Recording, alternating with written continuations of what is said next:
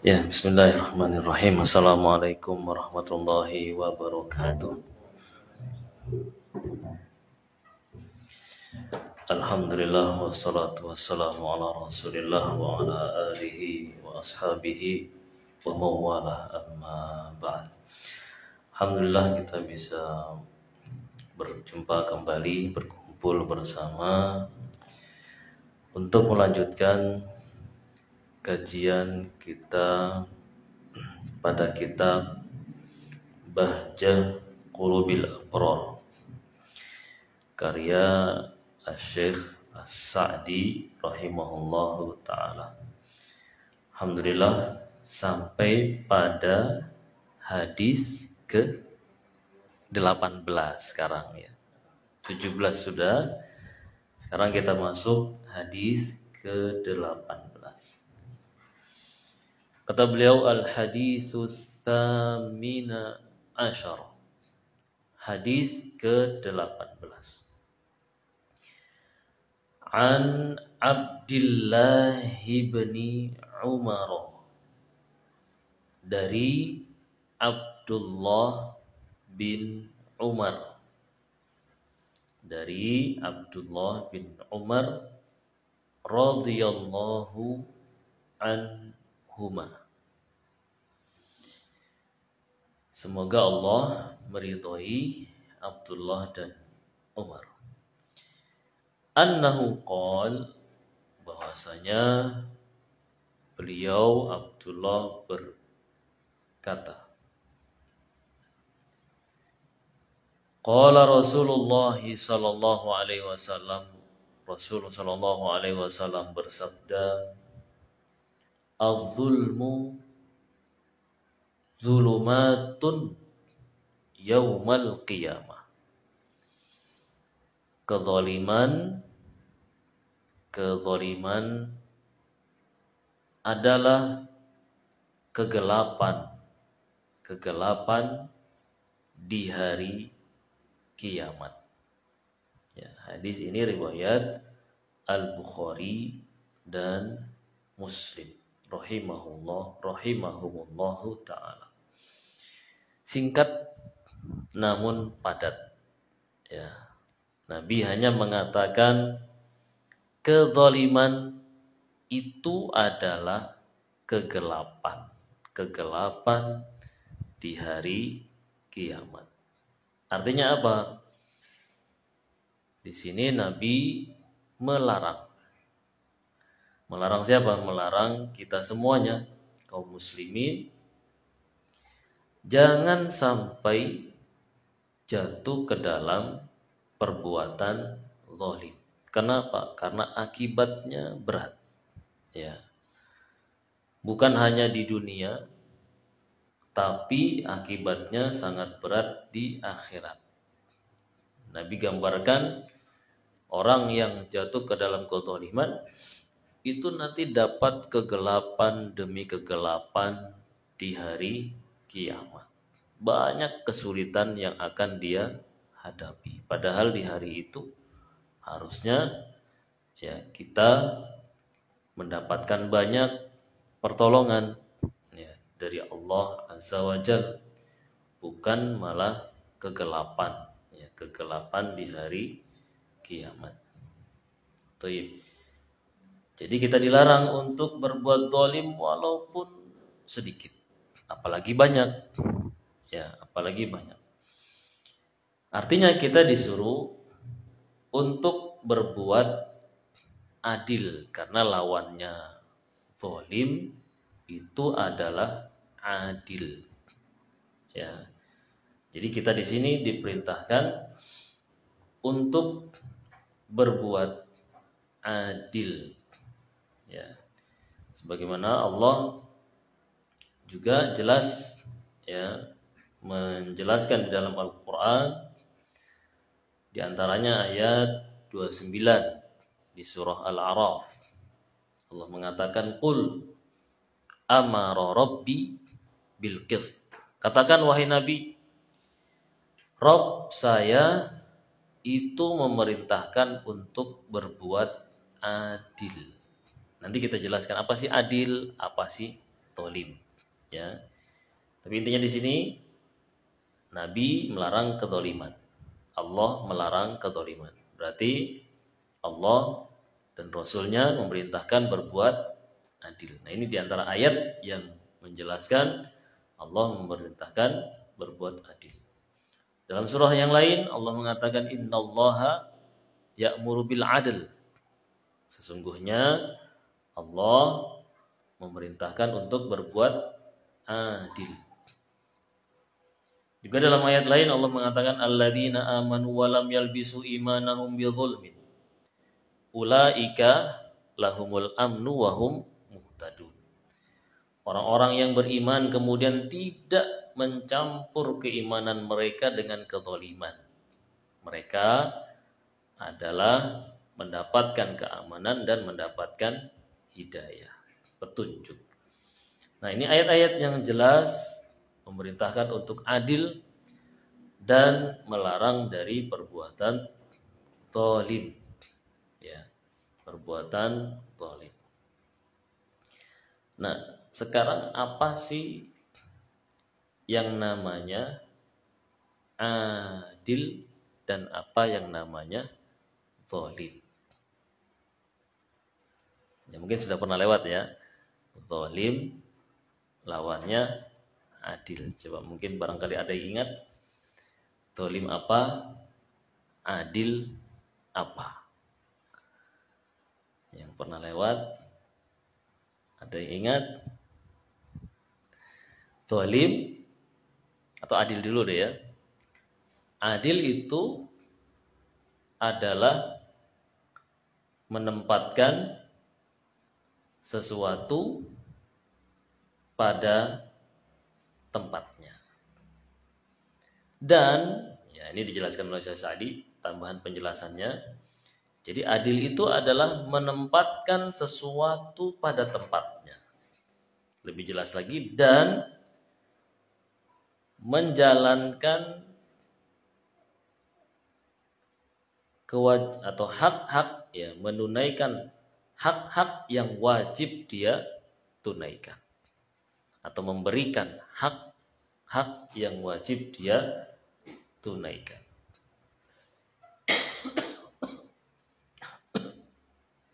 Jadi itu adil. Jadi bukan adil itu bukan hanya sebatas kita berbagi rata gitu ya, bukan itu saja ya.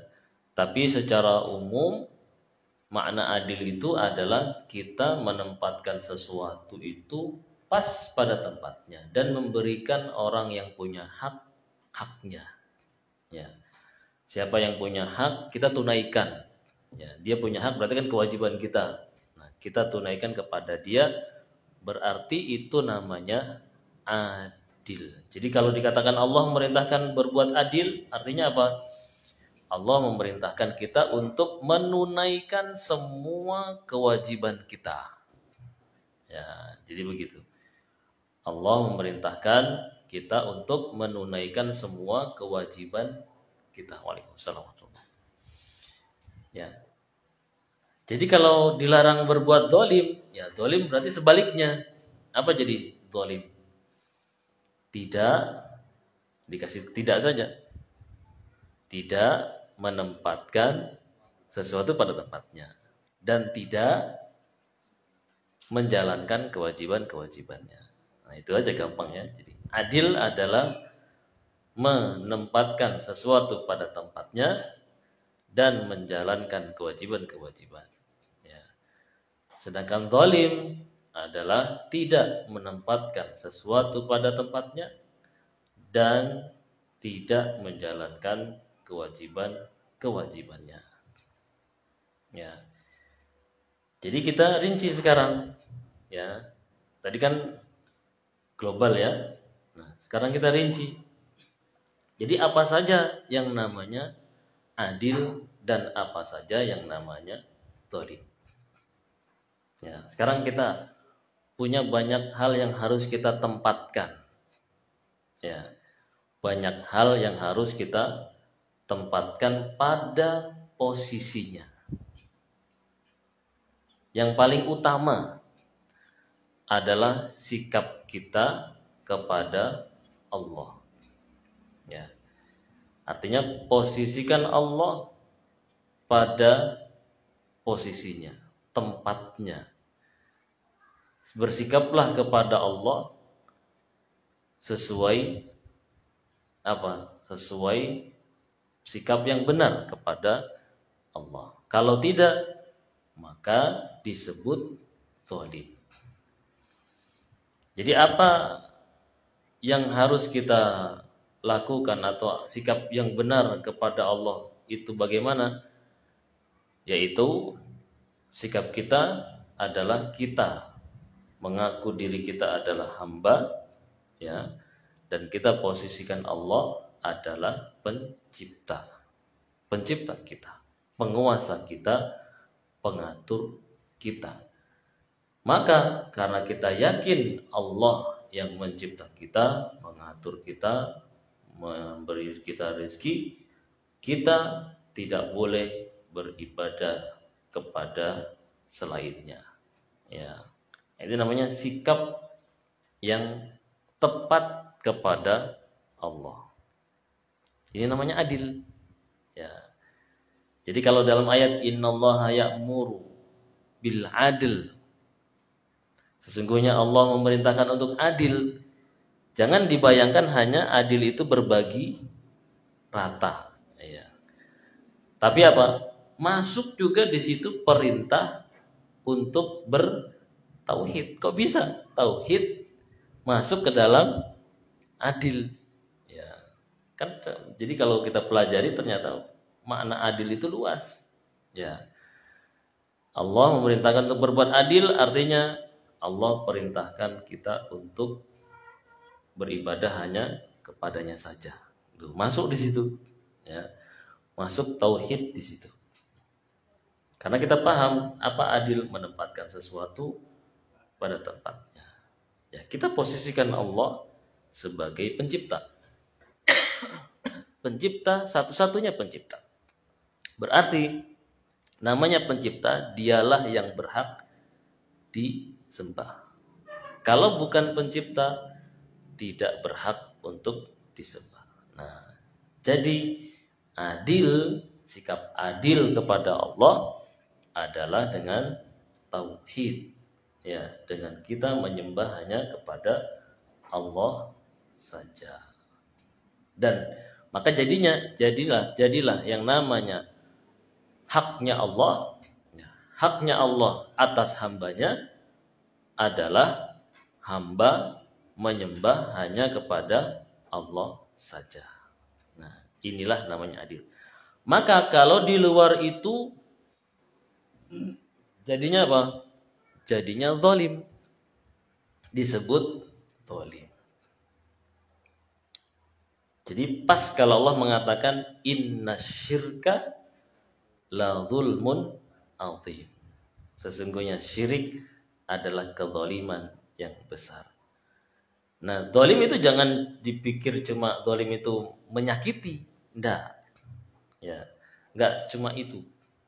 Jadi kalau syirik itu kezaliman yang besar, kita artikan syirik itu menyakiti Allah. Enggak, Allah enggak tersakiti dengan kezaliman kita, kesyirikan kita, enggak. Ya. Allah cuma mengatakan inna syirka la zulmun azim. Kesyirikan itu adalah kezaliman yang besar. Maksudnya adalah si hamba itu benar-benar tidak bisa menempatkan pada tempatnya. Tidak bisa memposisikan dirinya itu siapa. Ya, harus beribadah kepada siapa. Ya. Jadi jangan dipikirin, oh kalau syirik itu berarti kan zalim. Zalim itu menyakiti. Berarti Allah tersakiti dengan ini. Enggak, ya. Mau semua manusia syirik pun Allah enggak sakit. Ya, enggak terzalim. Maksudnya enggak tersakiti dengan itu, enggak merasa dirugikan, tidak. Karena Allah enggak butuh sama hamba, enggak butuh juga kepada ibadahnya hamba. Cuma Allah ingin menggambarkan perbuatan syirik yang kalian lakukan itu tidak pada tempatnya. Artinya perbuatan kalian itu salah posisinya, salah besar. Ya. bukan menyakiti, tapi salah besar, ya, dan merugikan kalian sendiri. Ya, kalau Allah nggak dirugikan, ya, jadi dibilang zalim itu artinya bukan merugikan Allah, tapi kalian itu salah dan itu merugikan kalian sendiri. Nah, makanya tadi dalam ayat tadi ada yang kita baca tadi, alladzina amanu walam yalbisu imanahum bidzulmin. Ya, ulaika lahumul amnu wa hum muhtadun. Orang-orang beriman dan tidak mencampur keimanannya dengan zalim, mereka itu dapat keamanan dan dapat hidayah. Maksudnya apa kalau lihat tafsirnya? Zalim di situ adalah syirik. Ya, jadi ditafsirkan para mufasir, zalim di situ adalah syirik. Ya. Karena memang syirik itu adalah kezaliman. Nah, itu ya. Jadi dari hadis ini, ya, dari hadis ini apa hadisnya tadi? Apa hadisnya tadi? Adzulmu dzulumatun yaumal qiyamah. Kezaliman itu adalah kegelapan-kegelapan di hari kiamat. Jadi cakupannya apa? Cakupannya syirik. Ya. Berarti syirik itu nanti menyebabkan hamba dapat kegelapan, kerugian bagi dirinya sendiri. Ya. Maksudnya demikian, kerugian yang banyak untuk dirinya sendiri. Nah, itulah namanya zalim, ya, pada haknya Allah Azza wa Jalla. Baik. Jadi kalau demikian makna zalim, makna adil, artinya apa? Artinya kita berarti disuruh untuk mengerjakan semua perintah-perintah Allah. Yang berarti semua perintah Allah itu adalah adil. Ya. Tidak ada unsur kezalimannya sedikit pun. Ya. Semua perintah-perintah Allah itu adalah adil, tidak ada kezalimannya sedikit pun. Justru ketika kita tidak menjalankan perintah Allah, itulah yang namanya zalim. Contoh, zakat sama puasa. Ya. Apakah zakat merugikan hamba, mendolimi hamba? Jawabannya harus tidak. Ya, jangan bilang ada unsur kezalimannya. Oh, susah-susah cari duit kok. Disuruh apa? Disuruh zakat misalnya. Itu zalim namanya. Enggak. Itu perintah Allah dan kita pastikan bukan kezaliman. Ya, justru itulah namanya adil, keadilan, menempatkan pada tempatnya. Kita punya harta, disuruh ditempatkan pada tempatnya. Di mana tempatnya harta?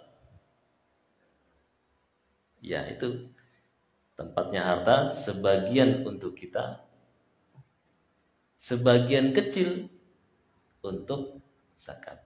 Jadi tempatnya harta itu apa?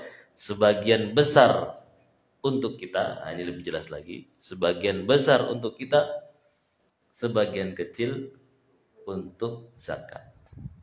Apakah zalim? Tidak. Ya. Justru akan kebaikannya datang kepada kita. Ya, datang kepada kita. Malah kalau tidak kita zakatkan, itulah zalim. Karena kita tidak menempatkan pada tempatnya. Ya. Harta yang seharusnya dizakati, dizakatkan sebagiannya, sebagian kecilnya, tapi dia tetap pegang. Itu namanya zalim. Ya.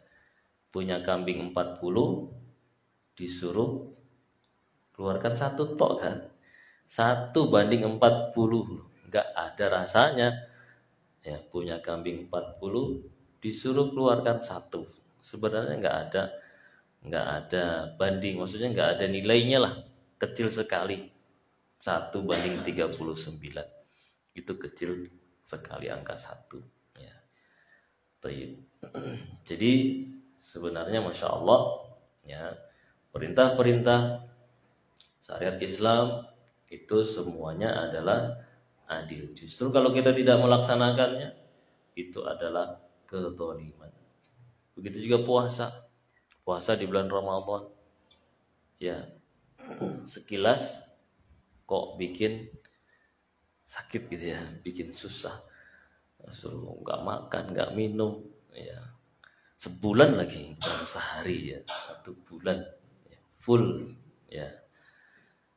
Nah ini jangan dikatakan itu adalah kezaliman, itu adalah syariat yang adil ya.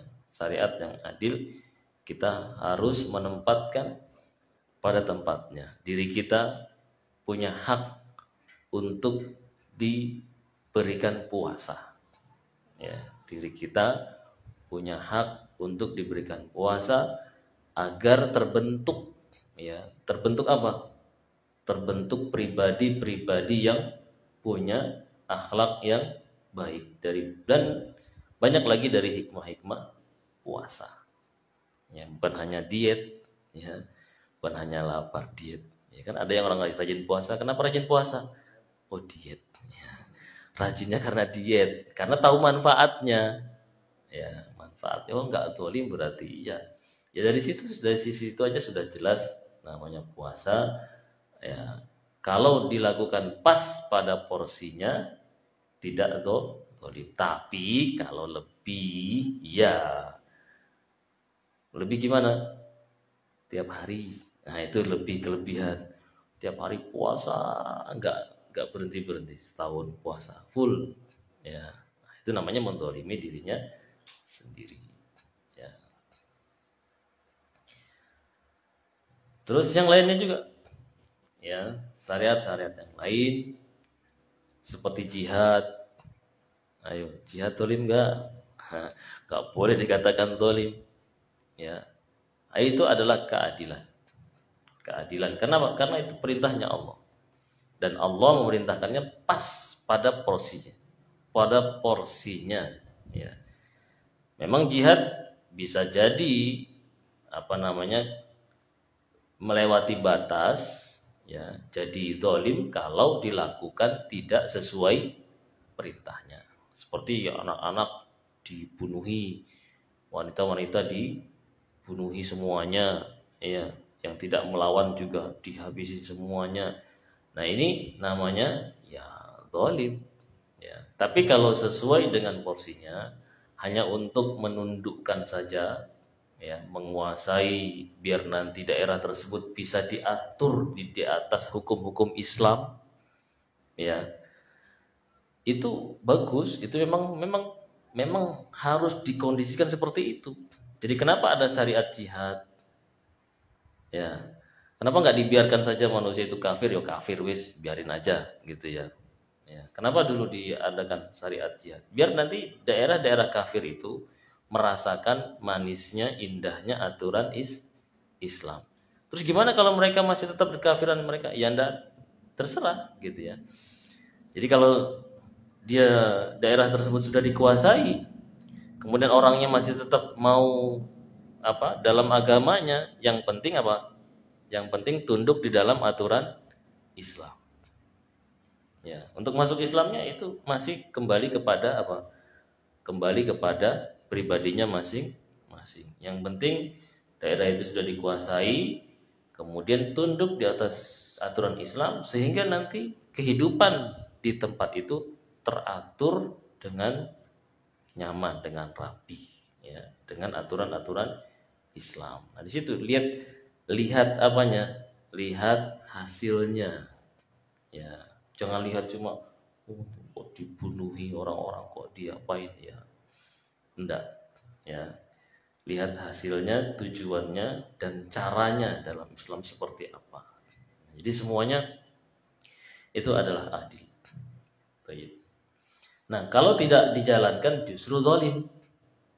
Ya, Kalau tidak dijalankan, justru itu adalah kezaliman. Membiarkan manusia hidup sebagaimana hidupnya hewan, ya tidak ada aturan, ya di atas seperti dunia hewan. Nah ini kan namanya menzalimi mereka. Harusnya diatur di atas Islam, ya maka ya kembali lagi bahwasanya perintah-perintah Allah itu adalah keadilan, ya keadilan. Baik, kemudian juga termasuk kezaliman, ya itu ketika tidak menunaikan haknya Nabi. Kalau tadi kan haknya Allah ya. Nah masuk juga kezaliman tidak menunaikan haknya Nabi, ya haknya Nabi. Apa haknya Nabi? Apa haknya Nabi?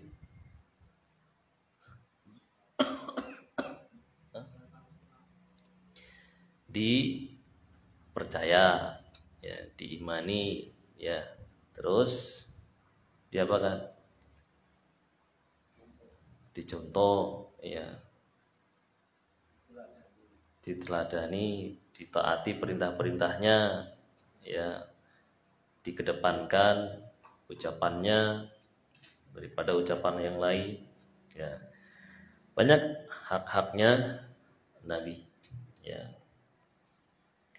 Terus juga masuk juga dari kezaliman jelas ya adalah hukukul walidain, ya itu jelas kezaliman, durhaka sama orang tua, terus memutus hubungan rahim, ya terus sama saudara, sama teman itu tidak menunaikan hak-haknya, ya dan yang lainnya, sama istri, sama suami, ya jadi semuanya mencakup semua, ya.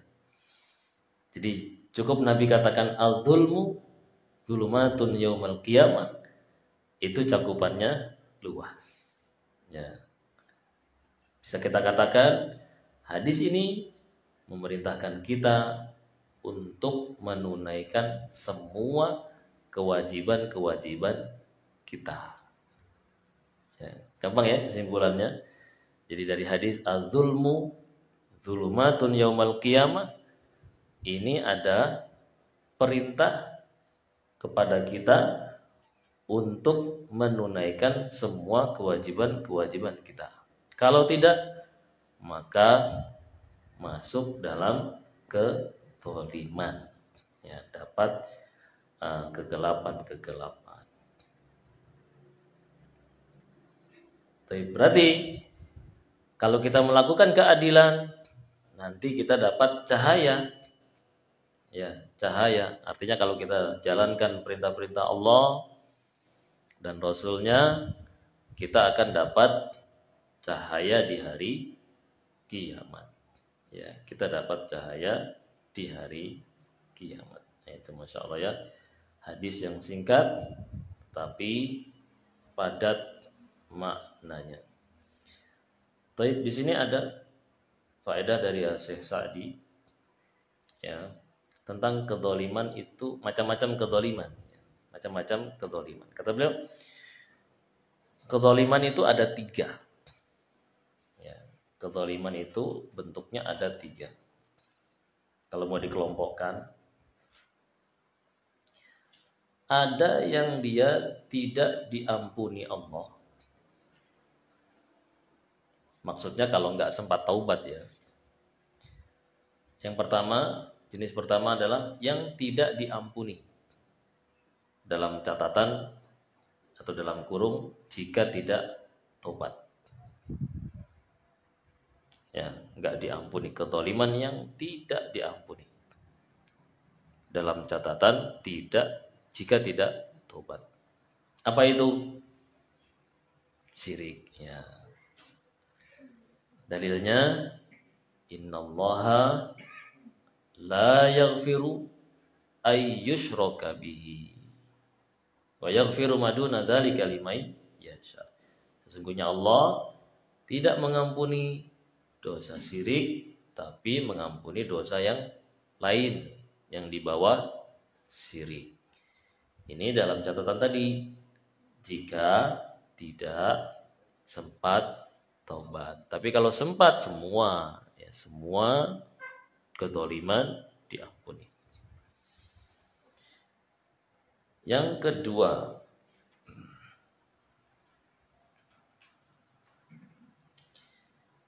kezaliman yang Allah tidak hapus, ya, tidak dihapus.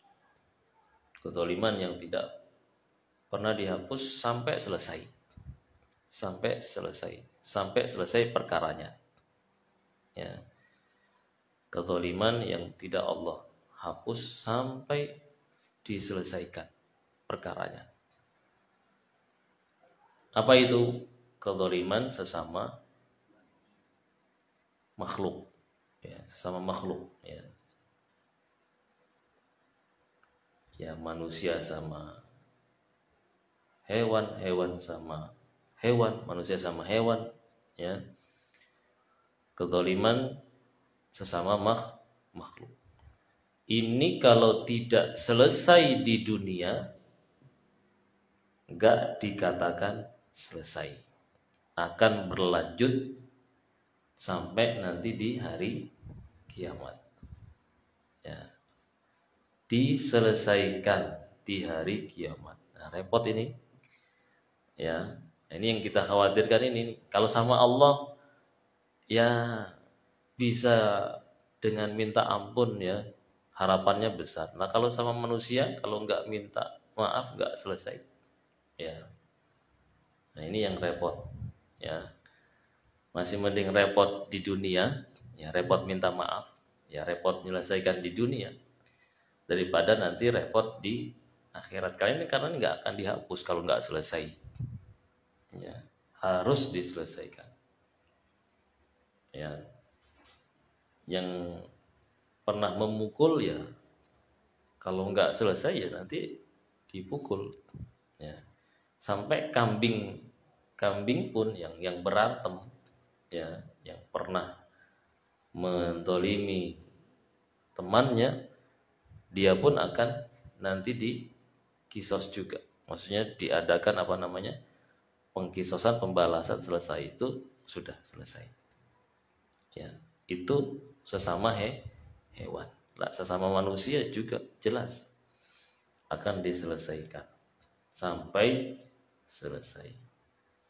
Terus kalau nggak bisa bayar, misalnya ada kezaliman berupa harta, ya, yang belum diselesaikan, ya nanti di sana nggak ada harta, ya, yang ada cuma dosa sama pahala.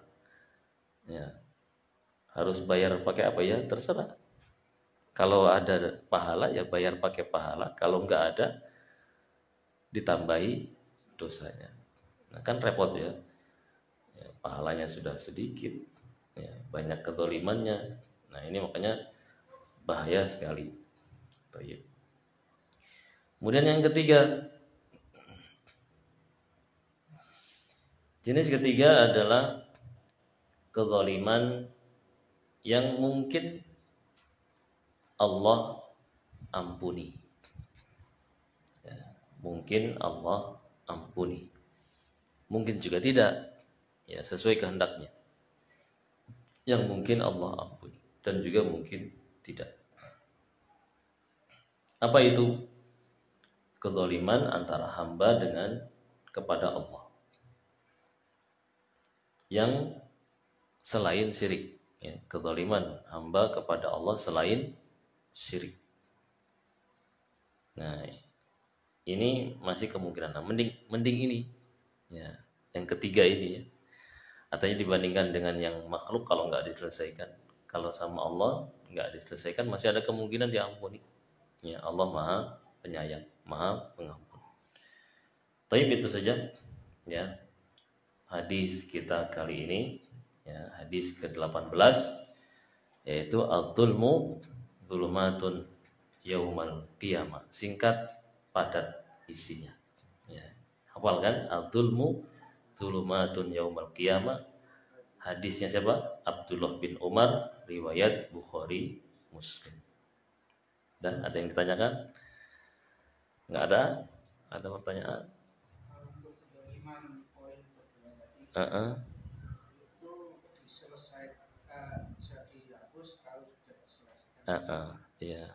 Misalkan kita pernah menjadi orang, kita sudah minta maaf, tapi dianya tidak mau beri maaf, itu bagaimana Pak Masyad?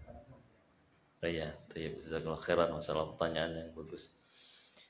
Jadi kalau misalnya kita sudah berupaya untuk minta maaf, ya, ternyata orang itu tidak mau memaafkan, ya, pertama kita tanya dulu, kenapa dia nggak mau memaafkan? Apakah harus ada syaratnya yang harus kita penuhi? Ya, kalau dia bilang iya ada, ya kita jalankan. Tapi kalau dia bilang nggak ada, pokoknya saya nggak mau maafkan selamanya. Ya, walaupun kamu penuhi syaratnya, nggak akan saya maafkan. Nah, kalau sudah demikian, berarti yang salah si hamba itu, ya orang itu, jadinya dia, justru dia yang jadi yang salah. Ya, yang harusnya kan ketika ada seorang yang minta maaf, harusnya dia maafkan. Toh sama-sama hamba kan, ya. Bukan satunya penguasa, bukan, tapi sama-sama hamba. Nggak pantas hamba bersikap demikian. Iya, nggak memaafkan. Ada saudaranya minta maaf terus dia bilang, "Kok saya nggak akan maafkan kamu." Itu bukan hamba. Ya, bukan hamba. Pencipta saja, Allah yang Maha Mencipta, tidak demikian ya. Allah mengajarkan apa? Allah Maha memaafkan, mengampuni. Ya, itu sudah pengajaran dari Allah. Harusnya hamba lebih lagi. Ya, harusnya hamba yang lemah lebih lagi memaafkan. Jadi gimana? Ya salah dia. Salahnya dia. Artinya urusan kita sudah selesai. Jadi ini sudah dianggap selesai. Ya, sudah dianggap selesai. Ya, yang penting kita sudah mulai meminta maaf, memberi salam, itulah yang terbaik. Ya, itu. Jadi nggak apa-apa, mulai saja. Jangan takut, wah nanti nggak dimaafkan. Ya, ya nggak masalah. Pokoknya itu urusan kedua. Yang pertama, ya langsung minta maaf segera. Ya kalau bisa segera sih ya, segera. Jangan sampai berlarut-larut sampai besar masalahnya. Ya, repot kalau sudah terlalu besar masalahnya. Ada lagi? Nggak ada? Ya, silakan. Yang meneruskan tadi yang poin dua tadi. Bagaimana Pak? Si A dan si B berseteru atau dia saling mendolimi. Kemudian si yang baru meninggal, bagaimana bisa tidak diselesaikan dengan ahli warisnya? Ketika bermasalah dengan si A, kemudian si A meninggal, apakah bisa diselesaikan dengan ahli warisnya? Tergantung masalahnya apa. Ya, kalau masalahnya terkait sama harta, kita punya tanggungan ya, yang harus kita bayar, ya bisa kita bayarkan kepada ahli warisnya, ke keluarganya. Ya, bisa kita kasihkan, selesai. Terus kalau nggak dapat keluarganya gimana? Ya kasihkan ke orang lain aja. Sebagai niat sedekah. Ya, sedekah kan? Jadi kita niatkan, ya Allah ini duitnya fulan, saya bayar utang saya. Ya, selesai ya urusannya. Nah nanti kalau si fulan ternyata nggak ridho, nggak mau, ya sudah, berarti itu pahala untuk kita. Nanti kalau dia nuntut pahala kita, ya kita kasihkan pahala itu ke dia, gitu. Jadi selesai, jaminan nanti, gitulah. Yang iya. Terus kalau gimana kalau misalnya lupa, nggak tahu berapa, ya wis, pokoknya kita banyak-banyakin sedekah aja. Ya Allah ini saya sedekah banyak-banyak, sebagiannya itu niatnya untuk fulan itu yang saya punya hutang sama dia. Ya, gitu. Nah terus kalau dalam berupa celaan gimana? Ya kezaliman memukul atau apa. Nah, ini yang bahaya. Karena itu kan pribadi kan. Pribadi langsung nggak bisa diwakili. Ya, kita minta maaf ke keluarganya pun yo nggak bisa, udah selesai kan. Ya, hidupnya. Ya. Terus gimana caranya? Ya tadi siap-siap, perbanyak apa? Jaminannya tadi. Gitu ya. Perbanyak jaminannya, banyak sedekah, banyak apa, biar nanti kalau kita dituntut sudah ada siap. Sudah siap kan gitu. Ada persiapan kalau dia nuntut. Mana ini kamu mukul saya? Nah, minta sekian bayaran ya. Atau nanti dipukul juga ya nggak apa-apa. Ya. Gitu. Dibunuh, misalnya bunuh ya ada semuanya ada urusannya ya. Ada penyelesaiannya. Baik. Gitu ya Bi ya, insyaallah ya, jelas ya.